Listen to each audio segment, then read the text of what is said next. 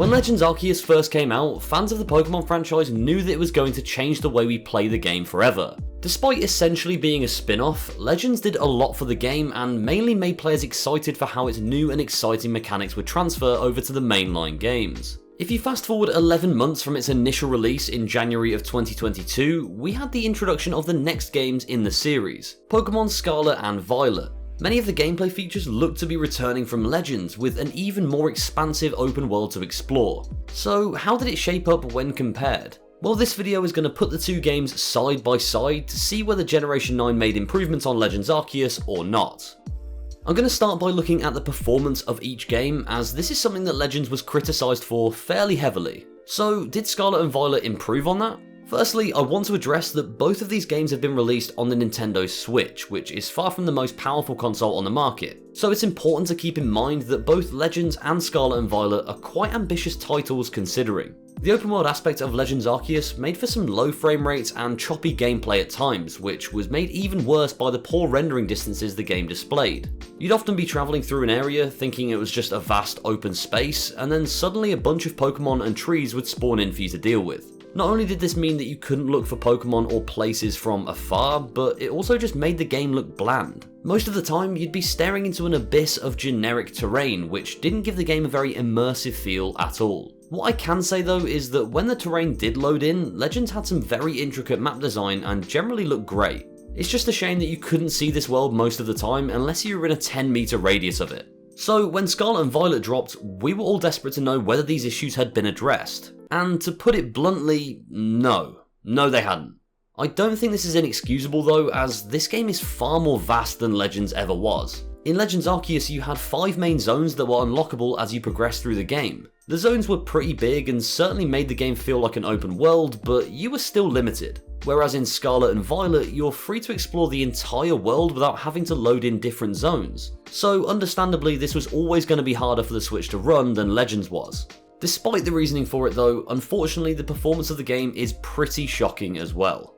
Again, you'll experience frequent stuttering and rendering issues, which makes the game feel a lot less immersive and generally just a lot slower. So this is probably the most frustrating thing about the game, just how slow it runs in general. I actually have it downloaded rather than on a cartridge, and I play it in dock mode at all times, and it still runs like a PowerPoint presentation. So overall, I'd have to say that Scarlet and Violet have not improved in terms of performance over Legends, which is disappointing, but it doesn't mean the game isn't better in other areas. The biggest changes we saw from Legends Arceus when compared to previous games came in the form of gameplay mechanics, where it really excelled in progressing Pokemon past its one-dimensional gameplay. Introducing the ability to move much more freely with your character by rolling gave the game a lot more of a fluid feeling when you were running around. This was a feature introduced predominantly for the purpose of fighting the noble Pokemon, which you had to do yourself without the help of your team for the most part. But I feel it really helped connect you to your character, as it felt like you had a lot more freedom.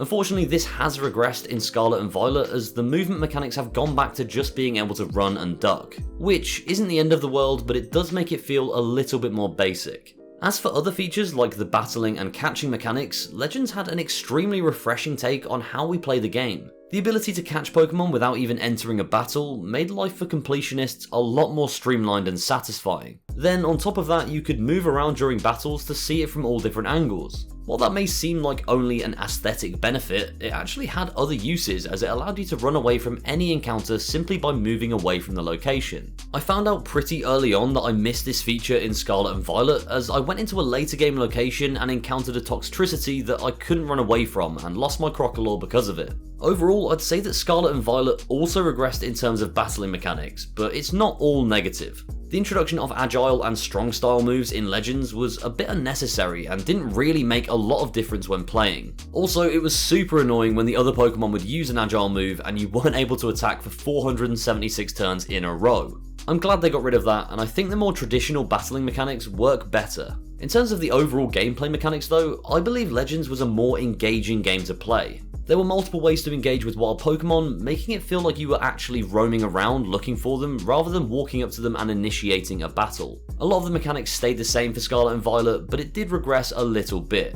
However, seeing as it's a mainline game, I can understand why. It needed to feel a little bit more traditional, and it certainly does. Also, they added in a multiplayer option where you can roam around with up to 4 people, which is genuinely an incredible idea. It makes for a more social game whilst also making it possible to catch version exclusive Pokemon a lot easier. And for that reason, I believe that Arceus and Scarlet and Violet both have amazing gameplay mechanics, but they are suited to each specific game. I wouldn't say Gen 9 made the gameplay worse, I just think they tailored it and did a fantastic job in doing so, as each game is very fun to play in its own right.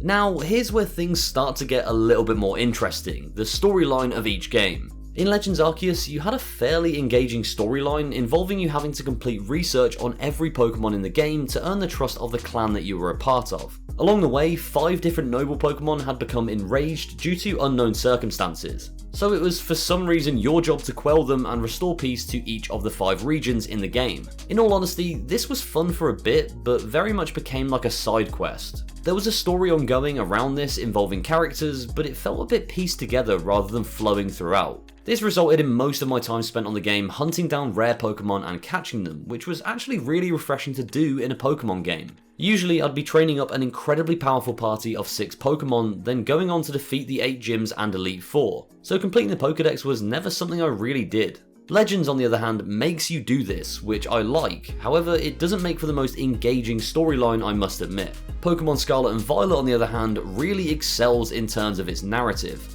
Right from the start, you actually have 3 different storylines to choose from. You can defeat the 8 gyms and Elite 4 in a more traditional run-through, you can defeat Team Star, who are the evil group of Gen 9, or you can find mystical herbs around Paldea by defeating Terra Pokemon, which is similar to the noble Pokemon of Legends. All 3 offer a unique way of playing and will keep you engaged. It's really cool to have the more traditional story available alongside 2 others, as you'll never be short of things to do throughout your time playing.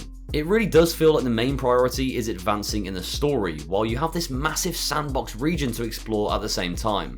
Being able to dip in and out of storylines also helps with the pacing of the game, as you can either blitz through it all or you can take some time to explore each area in between tasks, which is what I personally like to do. It's the perfect blend of Legends exploration and the mainline story aspect, so this is definitely a huge win for Scarlet and Violet. So that brings us to the conclusion. Which game is better, Legends Arceus or Pokemon Scarlet and Violet? When it comes down to it, it really depends on what you prefer, whether it's battling or exploring. But I'm gonna have to give the win to Scarlet and Violet. My main reasoning for this is just the sheer amount of content you get with this game.